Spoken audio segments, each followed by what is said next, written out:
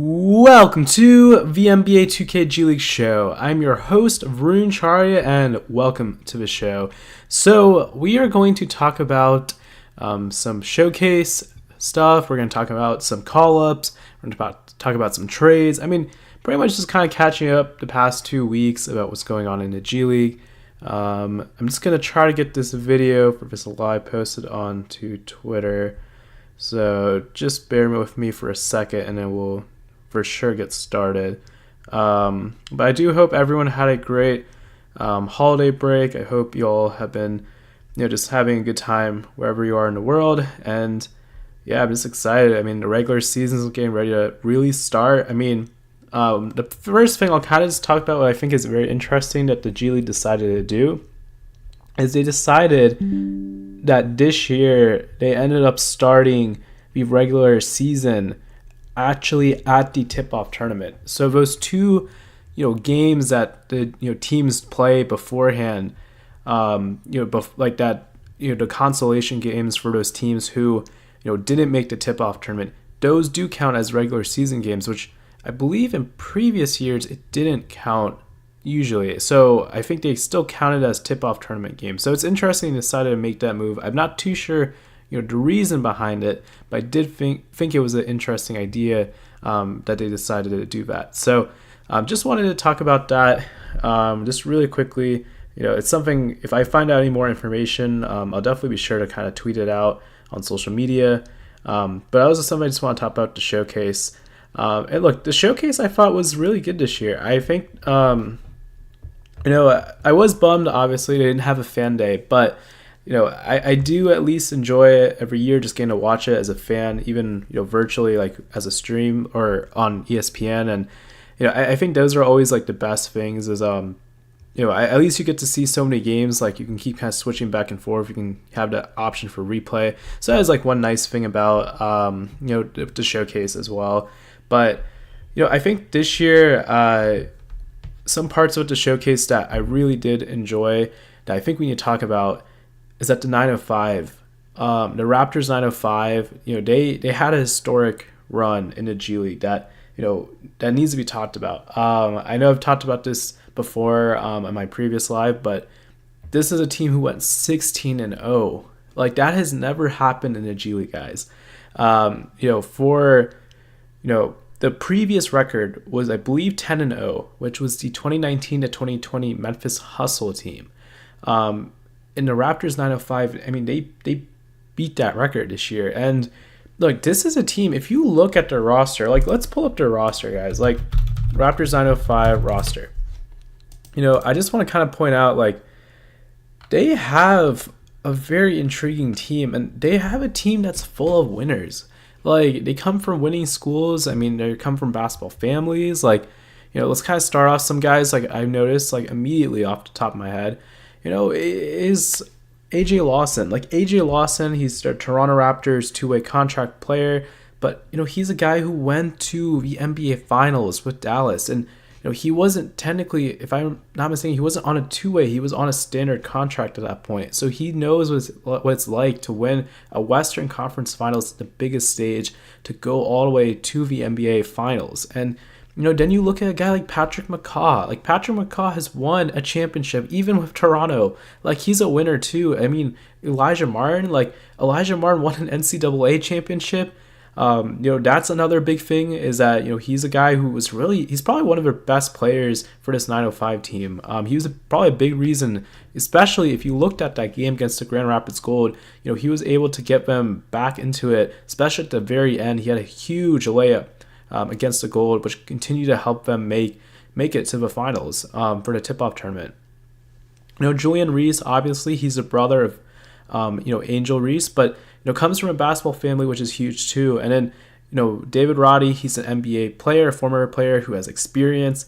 And then Olivier Sarr, who, his brother is Alex Sarr, basketball family here. But Olivier Sarr won a G League championship in 2024, with the OKC Blues. So a lot of, I really like the way they constructed this roster. They brought in guys who, really, who are winners. And, they come from basketball families. They come from, winning programs. They've probably been coached well. I think I think they did a really good job this year constructing this team. And so I just want to shout them out. Something to keep in mind is even though they did win, yes, they didn't win the actual tip-off tournament at the very end of the day. What is important to keep in mind is that game doesn't count towards their record. So they're still technically 2-0 going into this upcoming regular season. And so as of right now, let's see, maybe they'll continue to play just as well as they did, in the tip-off tournament portion of the season. But just really want to shout them out once again because they did something really historic this year in the G League. Let's see. And so, yeah, I think that's kind of first thing I want to talk about with the showcase as well. One thing I do want to really just mention is some people do ask me about how to play with the G League in 2K. I do I usually have a YouTube video on my channel, so if you are really interested in wanting to play with the G League guys in 2K, be sure to check that out. Something I do really want to shout out is Julian Murnick. He does a really good job with his rosters. I've been really impressed by just his player creations, and he does a good job really putting an effort into his roster. I believe if you look up JulianMernik, and I also do his content name 2025/26, I believe. Julian, if you are on the stream, please let me know. Feel free to plug it also in the chat. But I just want to shout him out as well. He does a lot of great work, and he does a good job, with his roster. So just want to shout him out as well. But as we continue here to showcase some interesting things, I thought was also the Austin Spurs adding Elfrid Payne to their team, and also getting Christian Coloco, who he did actually get called up. We'll talk about that in a second, but. Elfrid Payne, I really think he's a great player for the Spurs to look at. He moves the ball very well in their system. That's one of the best things about him. And then, bringing Christian Coloco, you bring in some potential depth. You can still sign Coloco to a two-way contract if they decide to. They still could, because with Wemby, he had the calf injury. He also had, I think, the blood clot issue going on last year. So, in case he's out for any other reason, you have some depth there if you decide to sign Coloco on a two-way. So he's somebody I just want to, or some guys I want to shout out is Christian Coloco, Elfrid Payne. Watching them in their first, showcase game and first game technically with the Austin Spurs, I really liked what I was seeing between those two guys. And, you can see that Payne's really good at finding guys. Coloco's, he's a great, rim protector. I think he's continuously improving as a three-point shooter, and so that's a huge thing too. That I just wanted to mention about those guys with the Austin Spurs. Trying to think of anything else to showcase, but I think those were the big things. I do want to talk about Salt Lake City Stars. They were the ones who did win, and it wasn't like they were just like a team who. Were okay, or had won maybe 4 to 5 games, lost 4 to 5 games. They were really good too this year. I mean, they lost maybe 1 or 2 games. I think they were really good. So I mean, you see that this was a team who won the tip-off tournament this year, but you see guys who returned from last year like Max Amos. They got Sean East a second as an affiliate player this year. Justin Harmon, who I believe was there last year. And then you also have some guys from last year, also like Oscar Tshiebwe, Elijah Harkless. So, and then a big player too is Mo Bamba, who I think was huge as well for them. So this is a team who they know each other. They played with each other probably during summer league. They've been around, the Jazz organization. So it is well deserved that. That they did win as well. And, but I think it's going to be interesting as we continue to watch. I think there's always a very interesting inverse where a team who is super good in the tip-off tournament section can sometimes have the complete opposite when it goes into a regular season. So let's look at, for example, 2 years ago, the Westchester Knicks of the 23 to 24 season.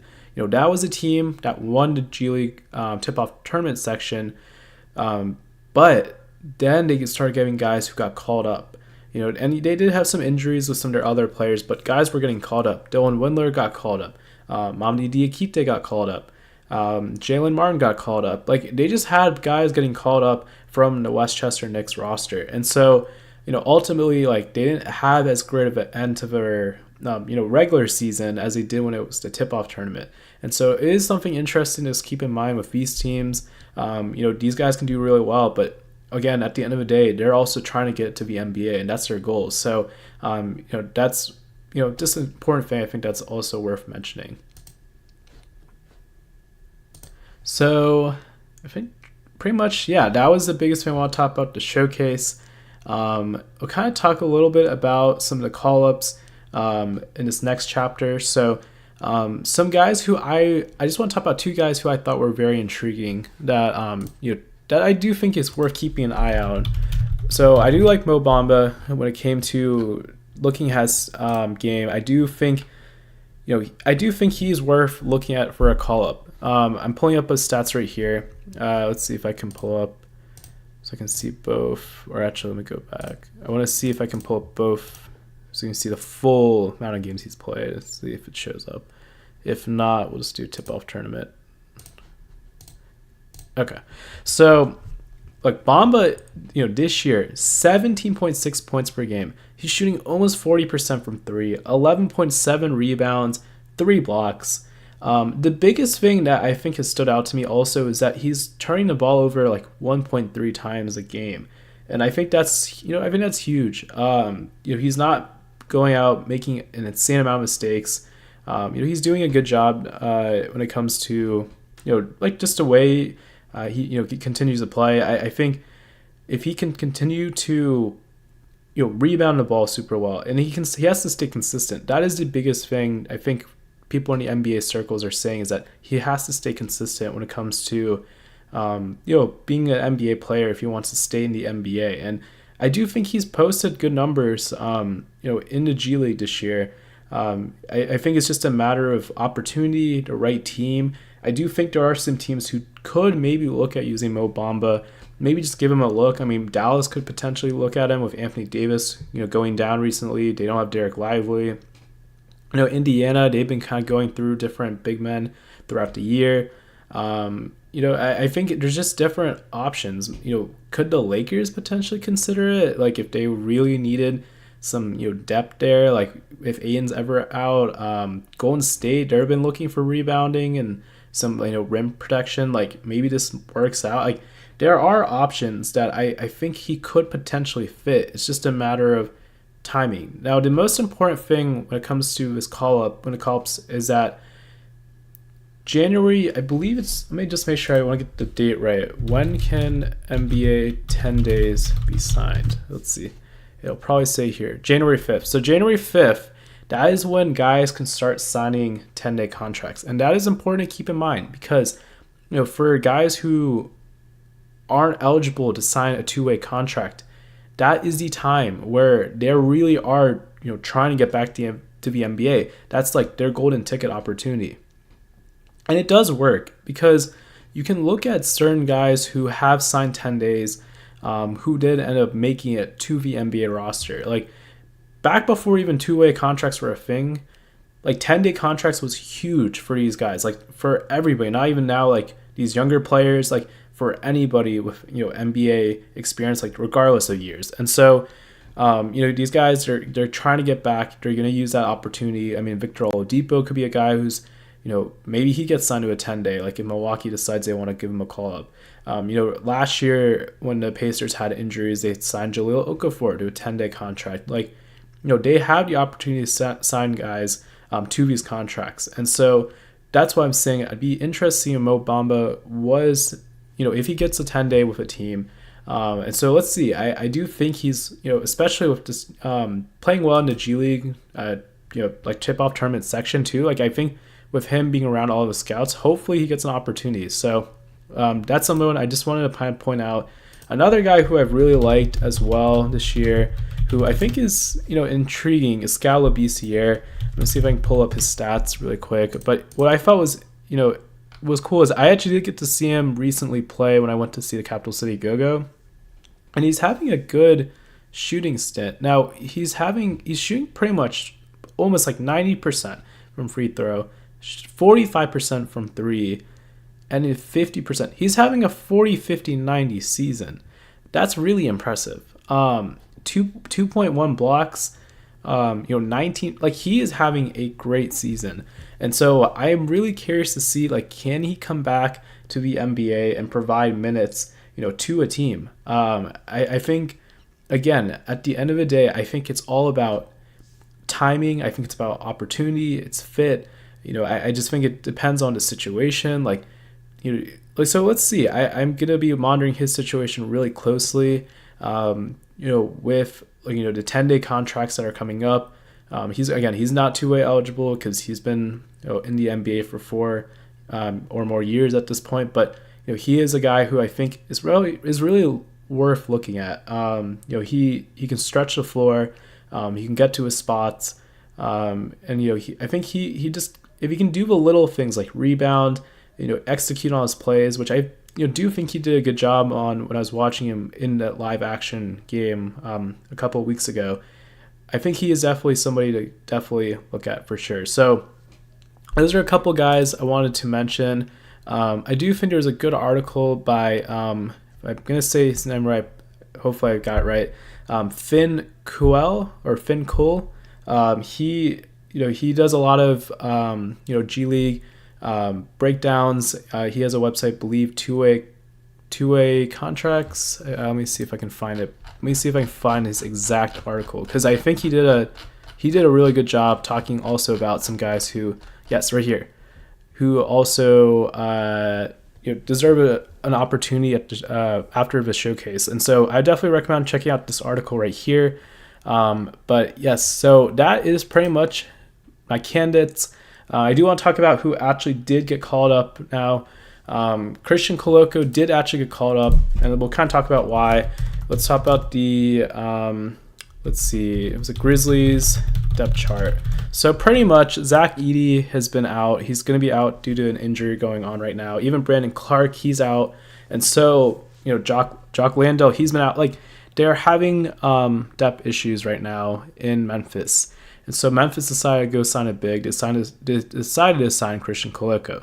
I do like this. I think he did play yesterday, actually, for the Grizzlies against the Bucks. And, he at least had, he didn't have like a bad game or anything. So it's just kind of a matter of now, do the Grizzlies, want to keep him long term? Like, this is a good opportunity because, they could decide from here, like, do they want to keep him around moving forward? Like, if once, now the 10-day contract he's on is an injury exception. So he can't, after the players who are injured come back, he's not going to be on the team anymore. But he can sign a 2-way contract.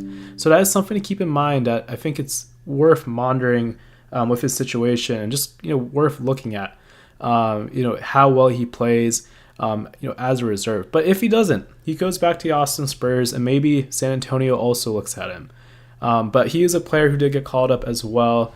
I'm wondering, I have the transactions up here as well. Let's see if I can, yes, NBA call-ups too.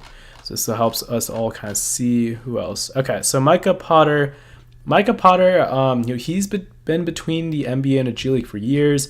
Let me see if it'll let me look at his stats. But, Micah Potter's been huge for, the Austin Spurs this year. I'm trying to see if it'll let me look at because that's only one game. Here we go. So we'll see he has 15.7 points per game. He's shooting 37.3% from 3, 83.3% from the free throw line, 9.7 rebounds, 2.3 assists, 1.5 steals, 1.4 blocks. So he does a little bit of everything. I think one really cool thing about him too, if you don't know, is that Micah Potter actually played as a practice player with Team USA. I think it was last summer during the Olympics. So I think it was just cool to know. Like, I think those are always good opportunities for those guys. It was him, I think Langston Galloway, Nigel Hayes Davis. But, he gets a chance back in Indiana. And, right now with, Indiana having injuries with center depth, like, that's also something I think that's going to be huge for them, is kind of looking at guys. I mean, they've been kind of going through different players throughout the year, like with Jeremiah Robinson Earl, Garrison Matthews, Mac McClung.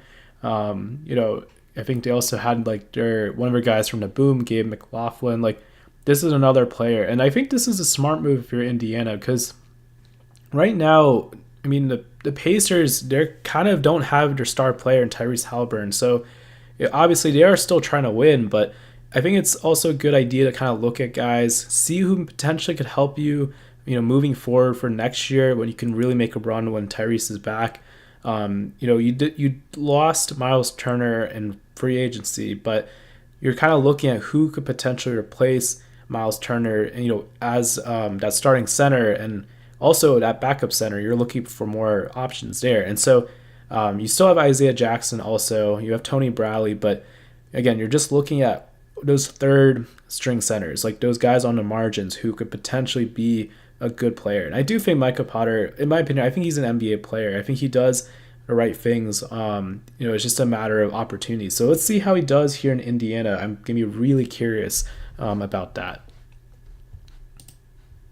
Let's see. So, okay, let me see if I can pull it back. Oh, I might have to go back here.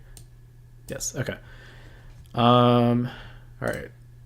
Call up. Okay. So PJ Hall. PJ Hall is another guy who just got called up to the Charlotte Hornets. Now, if you don't remember PJ Hall played as part of that Charlotte Hornets summer league team. He wasn't able to play in the finals because he actually signed a contract with the Grizzlies on a two-way. So he technically, pretty much helped them get all the way to the finals, but wasn't able to play. I feel like he probably, I don't know if he got a championship ring technically still. He may have, I'm not too sure, but I know he was there to support his team. But PJ Hall, a lot of Hornets fans remember him from the summer, so I'm sure they were really excited about the signing. Hornets right now, even they're going through some injury issues as well. Right now, I think it was, actually, let's just pull up their depth chart. Yeah, so ESPN's got it here. Okay. So Ryan Kalkbrenner is out right now due to an injury, and then Mason Plumlee is also out. So, they are thin at center. So they did cut Drew Peterson, which I'll kind of talk about him in a sec. But they did, cutting Drew Peterson to sign PJ Hall, I think that was the right move. Now, how did they get PJ Hall? I think this is a very important thing to mention when it comes to G League moves. Is that, when it comes to getting a guy from the G League,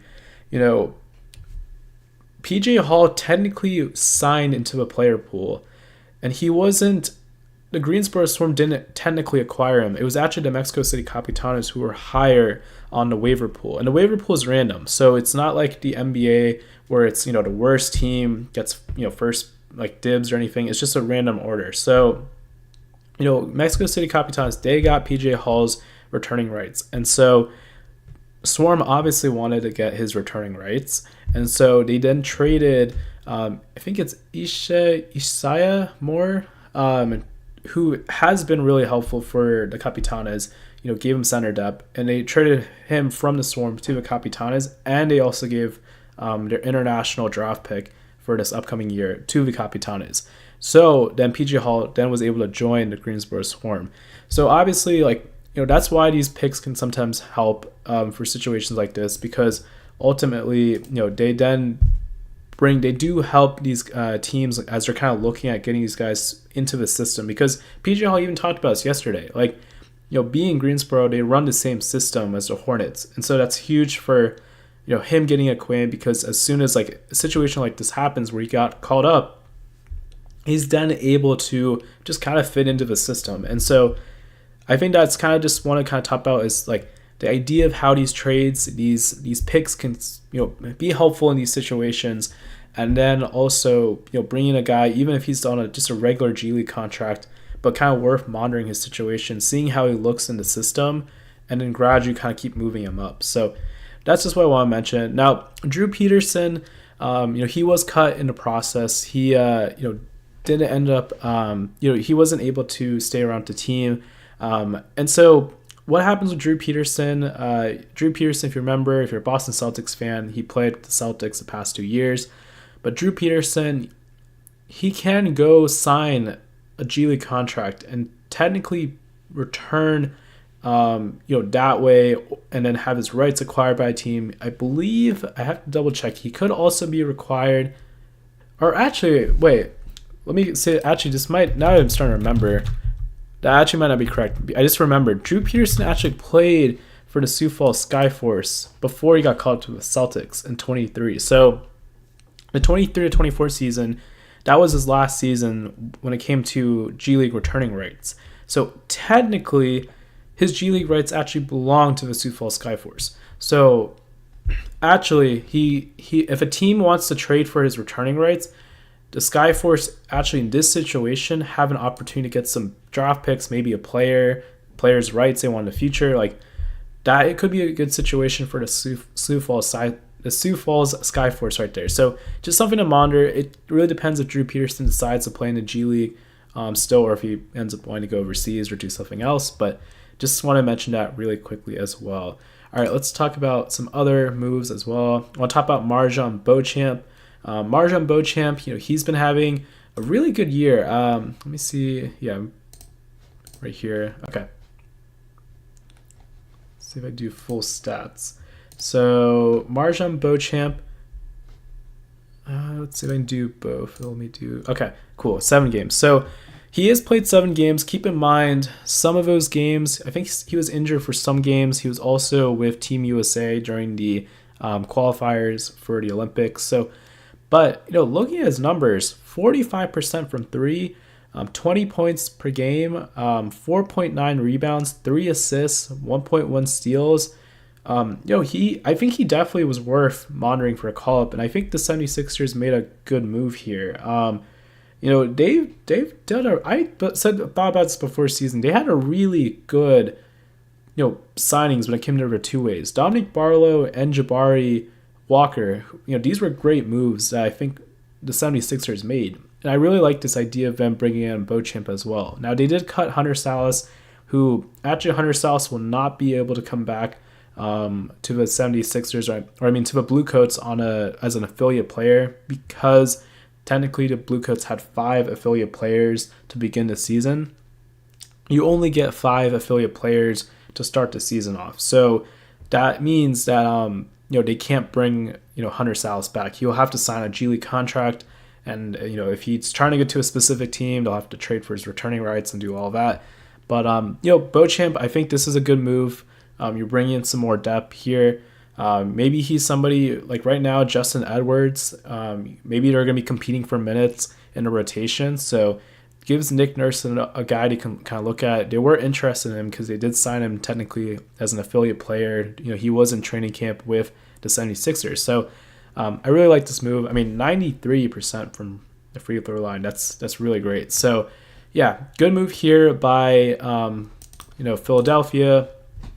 The next thing I want to talk about is Malik Williams. Malik Williams, if you don't know of him, he was a tryout player, back in the day for the Sioux Falls Skyforce. He was traded this year to the College Park Skyhawks during the offseason.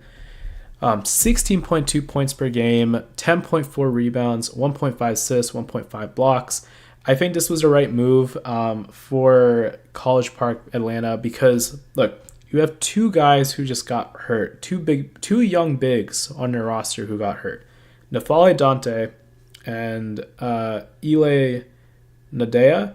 These are their 2 young centers. Now, N'Faly Dante, I believe, tore his ACL, and Ile Nadea, I think, injured his shoulder. And I believe they're both going to be out for the rest of the season. So this was, I think, a good move. This is the reason why you trade for guys and you monitor their situations. And if these situations happen where a guy gets hurt, you can then call up a player, like Malik Williams to come in and provide minutes. And I think, this is something I really liked that they did. So I think also I love that he is able to stretch the floor. He does a good job rebounding. In only 27 minutes he gets 10 rebounds. So I imagine if he's saying like 36, I don't know if it does per 36 here, but if we did 36 minutes, let's see, if we divide that by 9, that's already like, if we divide by 9, divide by 3, that's like 3 point, about like 3, around like 3.4 rebounds for every 9 minutes.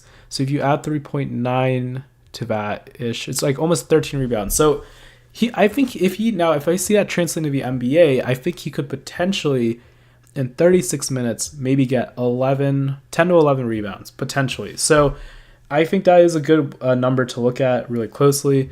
Is that he is going to provide some depth, especially when Porzingis is out too right now. He's been kind of in and out, but he's kind of going through some stuff.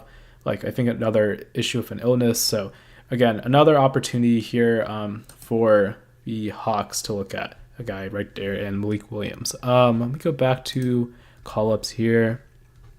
I talked about Christian Koloko. Now Stanley Umude. All right, so the Spurs signed Stanley Umude, who has kind of been around the G League throughout the years. They cut Kyle Mangus, and then they decided to sign Stanley Umude. So let's see. I don't know if it's going to show me. Okay, let's go back to tip-off tournament stats. So Umude has been averaging 19.1 points per game, 41.8% from three. He's getting 5.6 rebounds, 1.8 assists, 1.8 steals, and 0.5 blocks. Now, to what I believe the reporters for the Spurs were saying is that he will be with the team for the rest of the season. We'll see. I'll be curious to see if that is the case. But I do think that Umude, he's stuck around. He hasn't played a whole ton of NBA minutes all the time.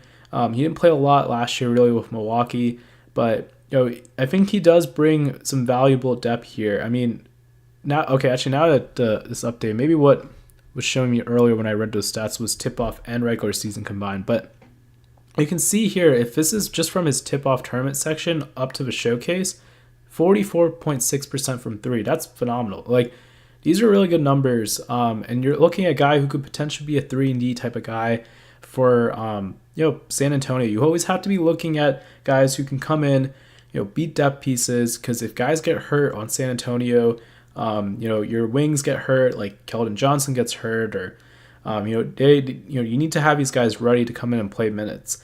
And so I think this was a good signing. I really do like it for San Antonio. Let's continue to kind of see. But another move I do want to talk about that did happen was Cheney Johnson. He's actually not somebody I don't think a lot of people had, at least I didn't have him on my radar. And I was reading about him today to be able to talk about him today in this video. And I pull up his college stats, but let me say I pull up his G League stats. Now, he's kind of, the way they describe him is he's kind of a tweener. He's 6'7", he's kind of like a small forward, or he's like a power forward, but he plays in a small forward's body. Like, that's how I was reading it online today. He is averaging 13.1 points per game, shooting 35.7% from three, 5.6 rebounds, 2.1 assists, 1.6 steals, 1.3 blocks. He is very athletic. You can kind of look, if you look at some of his highlights, especially from the G League Showcase, that was something he was really good at, or really popped out was his athleticism. But I think, one of the things that his shooting did improve a little bit. If you look at his college numbers, 29.4% from three. And you look here, 35.7% from three. Now, the volume is pretty low, in fairness. Like, let me see if I can pull up the total shooting. Let me see profile. I wonder if it'll let me see the total amount. But, actually, let's go back to shooting. Yeah, shooting. Okay. 28 threes. He took 28 threes a game, or in total during the season, only made 10. So, yes, like maybe he is improving there. I think it seems like he is able to do a little bit of everything. He is not, he's not like he's 6'10", but he is really strong. I mean, he still is 220 pounds. So I do think the biggest thing that stood out to me, reading about him, was that Bruce Pearl described him as one of the hardest workers when it comes to, when it comes to that Auburn team. And I think that's a huge thing to hear that from a coach. And, reading about him, he wasn't in the top 100. He's a guy who came from the D2 division. Like, he didn't play, D1. He played D2 and then eventually transferred to Auburn to play, D1. And he was, I think, the Gulf Coast Player of the Year in D2. Like, he's a guy who's been working really hard, who's gradually been doing well, to at least show teams that, if he can do those little things, like that's something I'm gonna be excited about to watch with him in Long Island, is that if he's doing these little things that, they don't necessarily, these stats, even if these stats right here in front of us, they don't pop out. There's clearly something the eye test that the Long Island and Brooklyn Nets saw that they really liked about him, that they wanted to give him a call up. And to know that he's also a hard worker from Bruce Pearl, I think that's a huge thing too to just talk about as well. So I do really like that as well. So let's see. Okay. Yeah, so I think I'm trying to see if that was it for all the players who were called up, but somebody actually here, Julian Murdoch, requested for me to talk about Charles Bediako's stats. So let's see. So yes, okay. So I was going to talk about this. I'm going to talk about Charles right here really quickly. So I know he played some games. He was out because I think he was with Canada for the FIBA qualifiers. But in 10 games and 14.7 minutes per game, he's averaging 5.2 points per game, 5.1 rebounds, 0.9 blocks, 0.3 steals. I think I do think the one biggest thing is that I want to see him continue to improve as a rebounder. I think his rebounding kind of went down, at least compared to last year and the year before. But I do think if he, I think going into the regular season, especially after some time away and then you kind of come back, I think guys too tend to do a little bit better in some ways. Like I think, some players who are shooters like start shooting the ball better because they've had some time away and then to kind of like mentally recover from the season. But, I do think that was one thing I do want to continue to see him improve on is his rebounding. I do think I think if he continues to, because if I remember, he was, he's 23, but when he came into the league, he was like 21. So he was also injured, I remember too, his first year. So I don't know too much about, I have to go back and check to see if that's also could always be causing some issues as well. But, he's somebody that I think he's a great center depth behind Tolu Smith for the Crews. And I think, obviously he's not playing like 20 minutes a game, but he's playing 14.7. Those numbers are, they're not too bad numbers. So if he plays more minutes, I think then those numbers are going to go up on the rebounding. So let's see if that was, let me see if I pull up a calculator. So let's see if we're doing 14, I know this will be a little bit of math, guys, but 14.7 rebounds. Let's see. Take 36. Oh, 30. Oh, okay. 36 divided by 14.7, 2.44. If I then take 5.1 times 2.44, so in about 36 minutes, he will be averaging 12.4 rebounds. Now, if I feel like that translates to the NBA in 36 minutes, he could be averaging 10 rebounds a game. But say he plays 20 minutes, I could see that going down to maybe 8 rebounds. So I do think he could potentially at least do his job in the NBA, rebound, block shots. It's just kind of a matter of timing and opportunity, and if these guys can execute on plays. So that's just how I kind of look at it. It's really about execution, doing the little things again that stands out. But I do think he's a great depth for the Crews as well. Yes, and Julian, Tolu Smith is playing all his minutes. Yes, that is true. I do remember when Tolu Smith did get called up to, or technically got transferred back over to Detroit. That was a huge, probably a big opportunity for Charles. But I don't know if he was with the team, if that was when he had gone to play with Team Canada. So I'm not too sure if he was then able to get minutes then. But you never know. Maybe the Pistons decide they want to sign Charles to a two-way contract because he can. He's technically two-way eligible. He has 3 years of two-way eligibility left.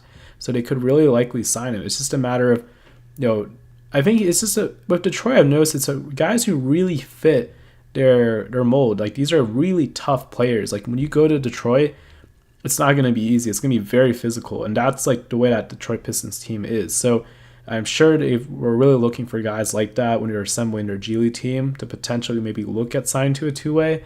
And you never know if like Isaiah Stewart gets hurt, Jalen Duren gets hurt, Paul Reed, I believe, is still on the team. If he gets hurt, like then some of these guys might get an opportunity. And so, you never know down the line what happens. All right.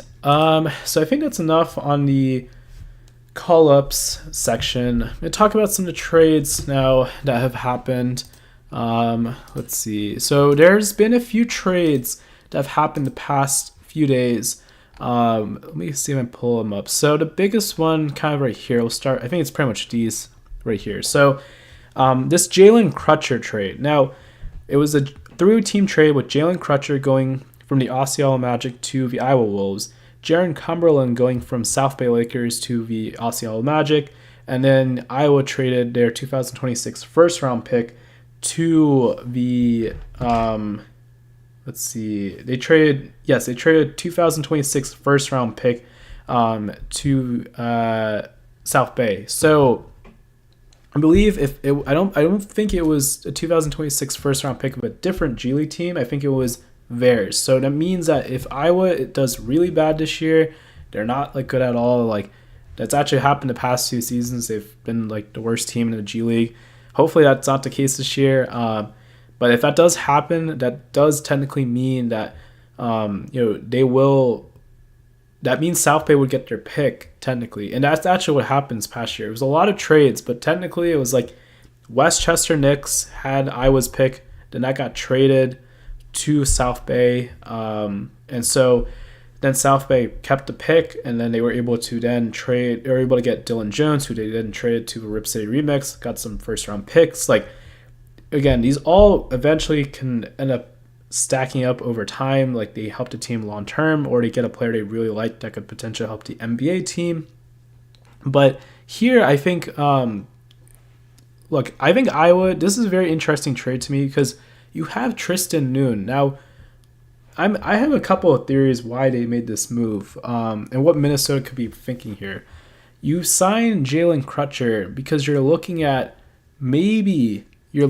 signing him to a two-way down the line because you're looking at a third point guard. It doesn't feel like Rob Dillingham is working out in Minnesota. It feels like Chris Finch, it doesn't seem like he's trusting Dillingham right now. I mean, Bones Highland right now is getting minutes over Rob Dillingham, and maybe at the trade deadline they move Rob, and so they decide we're going to sign a guy to a two-way contract, a third point guard, Jalen Crutcher.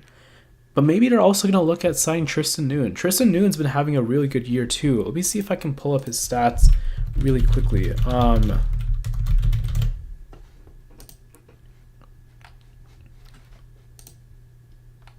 So Tristan Noon in 14 games this year in the tip-off tournament, 26.2 points per game, 33.9% from three. Will say he is shooting a lot of threes, but 4.8 rebounds, 7.8 assists, which I do like that he improved on there, 1.7 steals. So he is having a good year. I do think he is somebody to kind of monitor for Minnesota. Like, do you consider giving Tristan Noon a two-way as your third point guard if you move Rob Dillingham? Like, I don't know if because obviously he did return to Iowa, so part of that was probably because he gets at least play in the G League to show his what he can do for other teams. But at least Minnesota potentially could have had some interest in keeping him. Like, who knows? Maybe he is back with the Timberwolves on a two-way. But maybe they also then do look at let's see, I just had it here, Jalen Crutcher. Actually, let's pull up Jalen Crutcher's stats. So maybe they do look at Jalen Crutcher as well. Like, I will say it didn't seem like he had as big of a year as he did his previous year with the Birmingham Squadron. Jalen Crutcher's been around the G League, as you can kind of see here, since the 21 to 22 season. And so, he is, his numbers are down compared to last year. So maybe this is a good opportunity. But my thing is, I don't know if you can play Jalen Crutcher and Tristan Noon together. I'm not too sure if the fit of that works in the starting lineup. So one of those guys is coming off the bench, and I guess it would have to be Jalen Crutcher. That's the thing that I've been trying to figure out that I'm a little bit unsure about is how that's going to ultimately work, because that's can you start Crutcher and Tristan Noon? I don't think you can. I mean, defensively, like I'm trying to see, like I don't know if they're like the best. That's the best defensive idea, so I'm not too sure about it. But I do think if they bring one of those guys off the bench, I do think that could work as well. And look, if you look right now at the Phoenix Suns, they signed Jamaree Bouyea, who has been having a really good year right now in his career, and maybe teams are hopefully looking more at the G League in a good way, where they're seeing these guys that like, they didn't call them up, like Phoenix called them up, and Phoenix called up Jamaree Bouyea, and maybe teams are starting to really look more at guys. Maybe they're going to give him more opportunities. Like who knows? Like right now, the point guard situation has been tricky for Minnesota, and so maybe right now they are going to look kind of at the G League route, while they wait for the trade deadline to kind of come up. But I do think this is something to monitor really closely. Do they cut Enrique Freeman, Johnny Juzang, sign Jalen Crutcher, Tristan Noon? Do they trade Tristan Noon? It's very possible. That could also be in the works. Like we don't know yet. It's the regular season starting today. I do believe Iowa is playing, so I'm going to be really curious to see who starts and who's coming off the bench between the two of those guys. I do think this does affect, I think, CJ Fulton.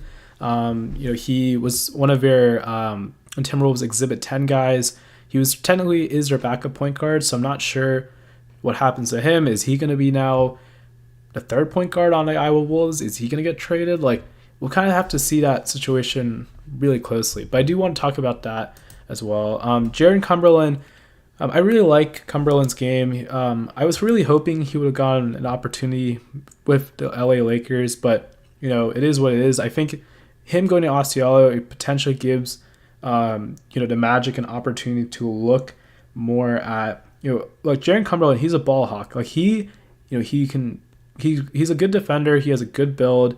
I thought he did a good job shooting a three.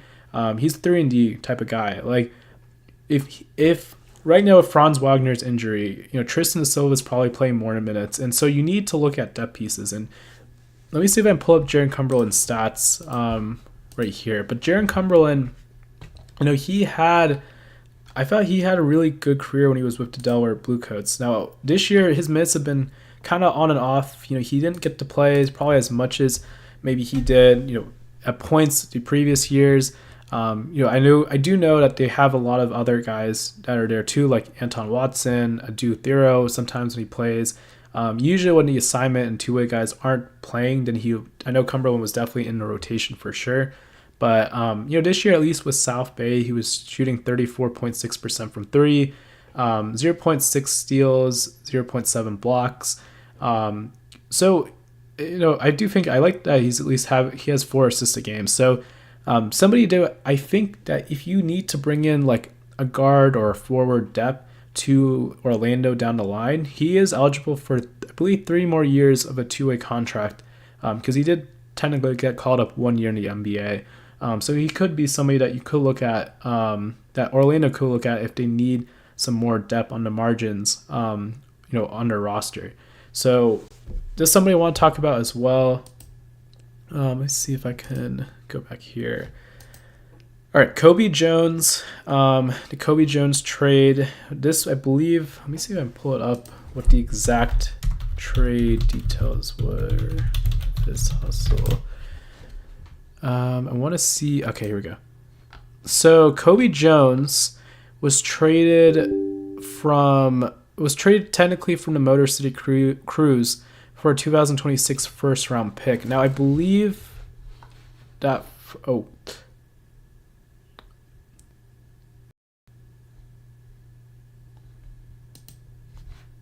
try to see. Okay. Sorry, I'm having a little bit technical difficulties. I apologize, guys. If you can still hear me, I'm going to keep talking as if you can still hear me. I think my computer is frozen right now. I don't know if it's this website. I'm not sure. But anyway, we'll just kind of continue to keep going. So you'll see here that Kobe Jones, with the Go-Go, the Cruise, Stockton Kings, had 17.2 points per game, 5.8 rebounds, 3.8 assists, two steals a game, and 33.7 minutes per game while shooting 36.6% from three. Now, I think this is a great signing from the Hustle. They can kind of look at some guys, a guy like in Kobe Jones who is a 3-and-D type of guy, and if he can play super well with the Hustle, they could give him a 2-way contract down the line too. He is eligible as well. It kind of brings some depth there. If you have to move some guys at the trade deadline, you have Cedric Howard, Jalen Wells, but if those guys ever got hurt, then you have him as well. You still also have Jemias Meshach, who's also a great defender as well. So I do like that move as well for the Memphis Hustle. All right, we're going to take a bit of a technical break because I'm trying to figure out what is wrong with my computer. I think it is like frozen on my end because I'm not able to go back and access Chrome. I wonder if I can open a new tab. Oh yeah, okay, I might have to relaunch. So, all right, just bear with me, but I'm going to be on mute for the next 1 minute or two.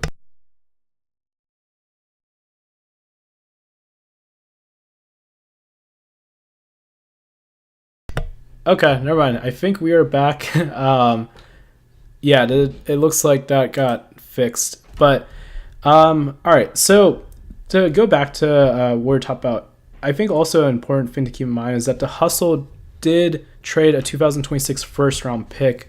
Now, I think, let's see if I can go over here. So let me see if that pick, I think that pick was their pick. Let's see. Yes, it was their pick. So in my notes from the Hustle's draft picks, I believe they traded their 2026 first round pick for this upcoming draft for Kobe Jones. Teams, like I said earlier, can acquire players back as technically as as a returning rights player, but then trade them.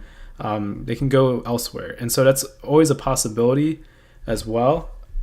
And so.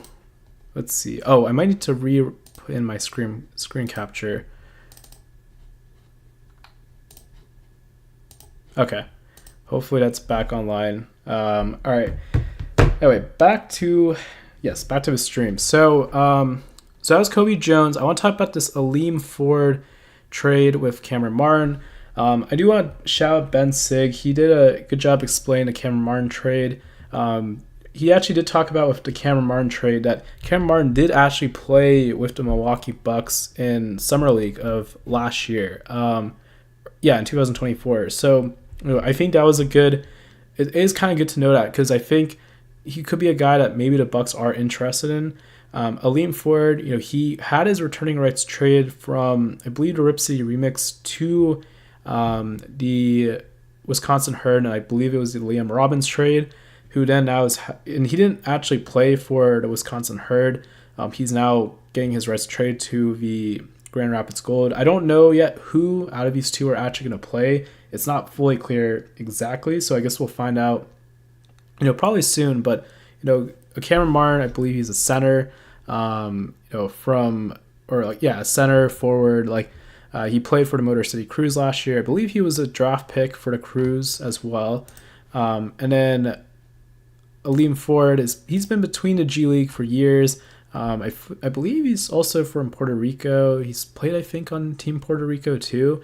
But I think he'd be intriguing for the Grand Rapids Gold to add some depth there, especially right now with Tamar Bates' injury. And also, the Nuggets, if they like Aleem Ford as well, the Gold, they could potentially look at options. You have Spencer Jones right now with Denver.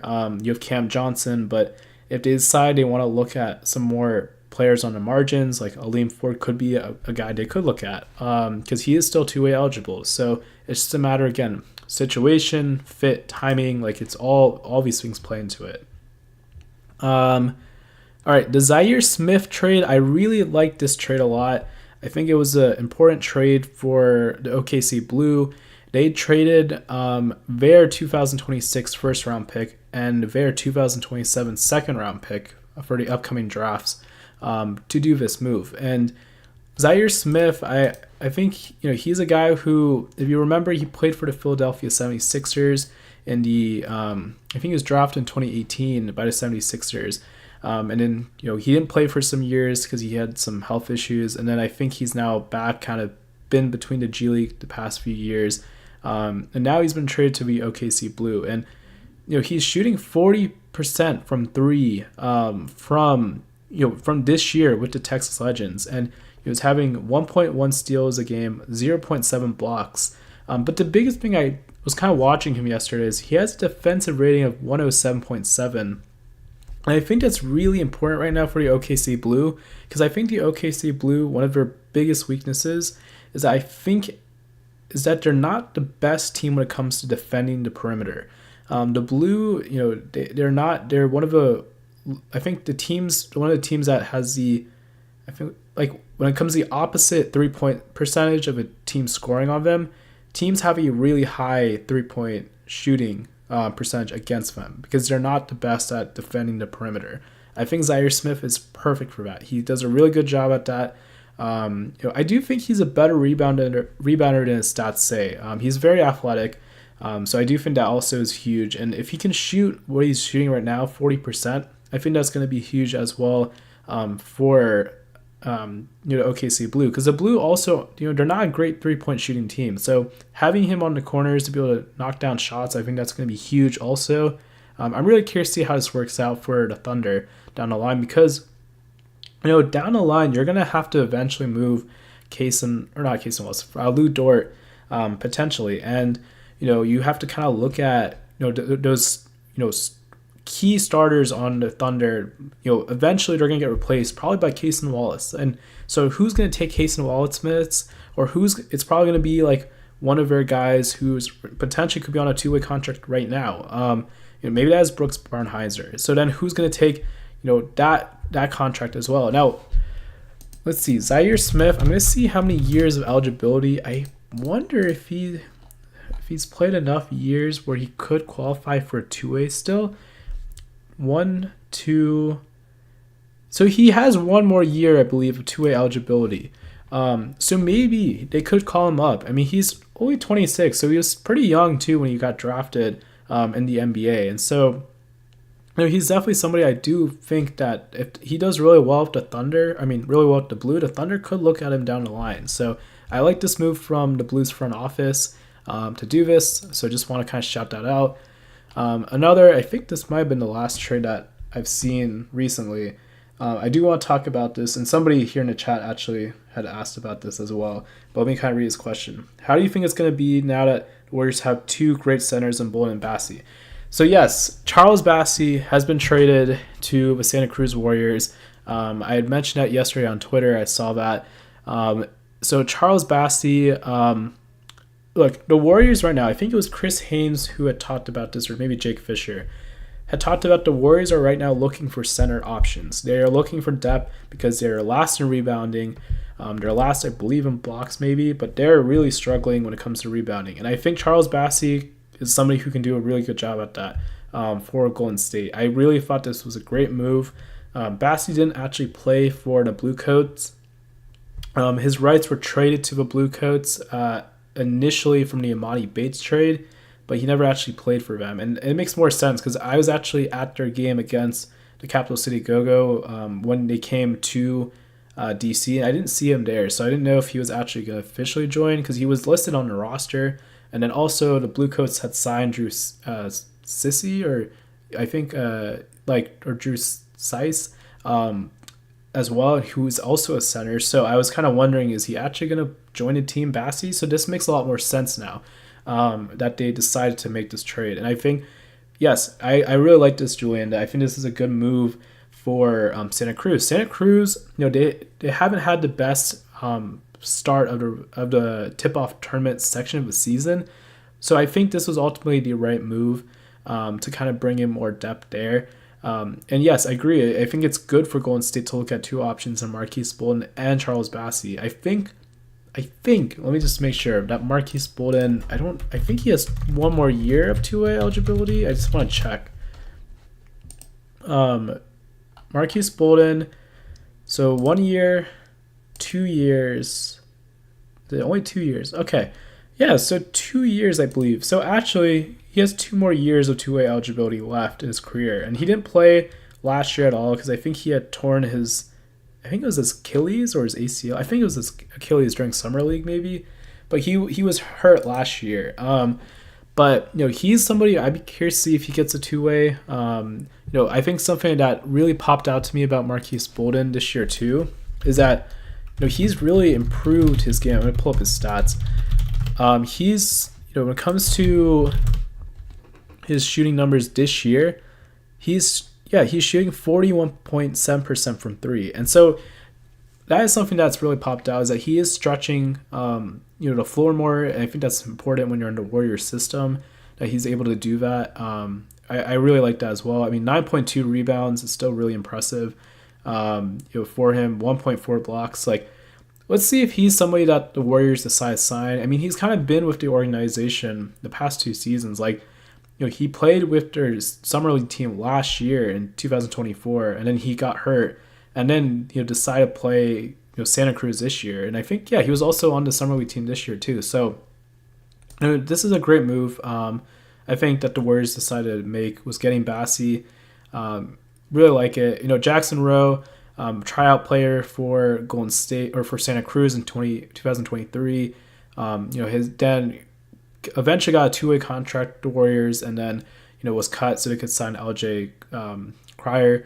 Like, Rowe, I believe, ended up going overseas anyway, but now his returning rights will be with the Bluecoats moving forward. So if he was to ever play in the G League, again, say next season, he'd join Delaware unless they're traded somewhere else. And his rights, I believe, will last for, let's see, if it's a 23 to 24 season, he was there. I think, he was called during the 24-25 season. So technically, he has like 2 more seasons of two-way eligibility. So because if you're on a two-way contract, technically, like, that doesn't count as a returning rights player because you're not on a G League contract. So this year and the next year, and if he doesn't join after next year, then he would be technically an affiliate player if he ever came back to the G League, or a draft rights player. But there's also going to be some changes that I have to still fully understand about the new CBA with the G League, because there are changing things when it comes to also the affiliate players, like how many years they can still have returning rights. And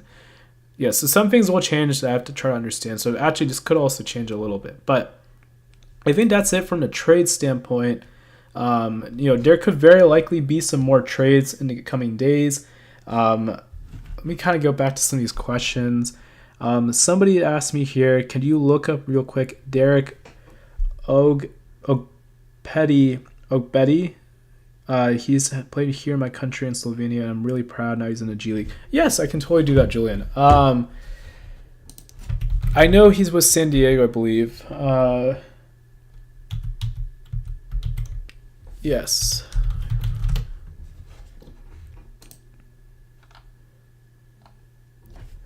Yeah, so Derek Ogbedi. Okay, so let's see.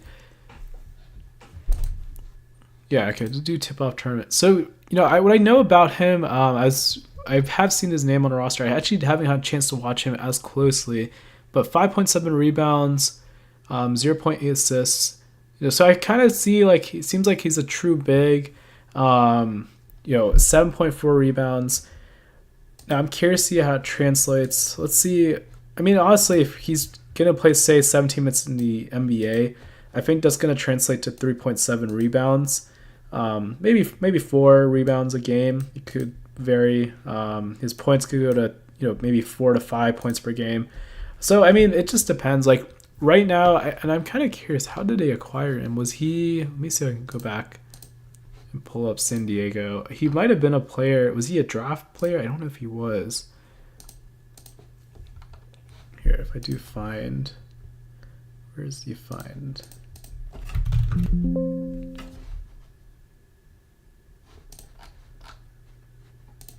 Okay. Yeah, because I'm trying to remember, how was he acquired? Derek was acquired. Okay. Okay, he was probably a tryout. Yeah, tryout player. Okay. So he was a tryout player for San Diego. So, guys like this, like let's see, he's 28, so he is he's a guy where look, there have been guys who are older who have made it to the NBA eventually who can play minutes. My philosophy is like I think I don't think it hurts to look at a guy even if they're like older, like 28, 29. It's just a matter of seeing if they can eventually play minutes for you consistently on the NBA roster. And if you're a good teammate, I think that's also important. I don't know too much about Derek's game. I haven't gotten a chance to watch him, and I will now that you pointed him out. But I do think that when it comes to a guy who's a tryout player, we've seen players who go from the tryout who eventually then get more minutes on the NBA G League roster, and eventually it's just about taking the little steps to gradually improve to make it eventually to the NBA team. If you look at Pat Spencer, he's a perfect example right now. Pat Spencer was a tryout player for the Capital City Go-Go in 2021 to 22 season. He was then traded to the Santa Cruz Warriors in the 22 to 23 season. He was playing for them, and then the 23 to 24 season, he potentially was going to get called up, but I think he had then tore his ACL or he had some injury that he wasn't able to play. But then he came back strong and had a good year, and then they gave him the two-way in the 24 to 25 season. I think he was Pat Spencer. Or actually, let me see if I got this right. Pat Spencer, I think, was going to get a two-way potentially in the 22 to 23 season, but then the 23 to 24 season was when he then got his two-way contract. So let's see. I just want to make sure it's correct. February. Okay, so it was 23 or 24 season. So 22 to 23 season, I think they were looking at him for a two-way, but then he got hurt, and I think then Lester Quinones got it instead. But then they decided to sign Pat Spencer to two-way the 23 or 24 season. So it's all about, I think, just the little steps for these guys to gradually make it. And then he gets signed a two-way contract. Then his contract gets converted. Then he doesn't technically return, but the Warriors this summer. But then they re-sign him, and now he's been having a great year. Like all the little things they have, like these tryout guys have to do, like to make it to the NBA. I think it's just taking steps and doing it consistently. And so, I think let's see what happens. Let me pull him back up. I just had it. A lot of players we didn't talk about today. Here, Derek. Just see what happens with Derek. But he's someone I'll definitely be keeping an eye on for sure moving forward. Let's see. Some of you were talking about here too. Maybe the Clippers could sign him now that Zubac is out. Yeah, let's see. I actually do think this is a good thing that, like I said, and I've talked about this before, when injuries to the NBA team happen, what ultimately happens is that down the line, it is a trickle-down effect. So right now, Yannick Niederhauser, like he's now getting more minutes with the LA Clippers because Zubac is out. So they're having to play Yannick more, which means that Derek is probably going to get more minutes with San Diego, hopefully. And so that could be a huge opportunity for Derek right now to play more minutes, to be able to see, like, to show what else he can do, in the NBA. Because I'm curious. I wonder if I can see the exact advanced box score. I'm wondering if it'll show me how many minutes he got more recently. Like over the past couple of weeks, he hasn't gotten as many minutes. I wonder if he got more minutes when Conan Niederhauser wasn't playing as much. Let's see.